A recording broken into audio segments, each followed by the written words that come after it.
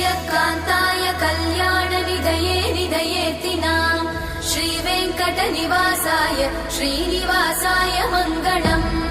लक्ष्मी सविभ्रमालोक सुभ्रूविभ्रमचक्षुषे चक्षुषे सर्वलोकानां वेङ्कटेशाय मङ्गलम् श्रीवेङ्कटाद्रिशृङ्गाग्रमङ्गलाभरणाङ्गये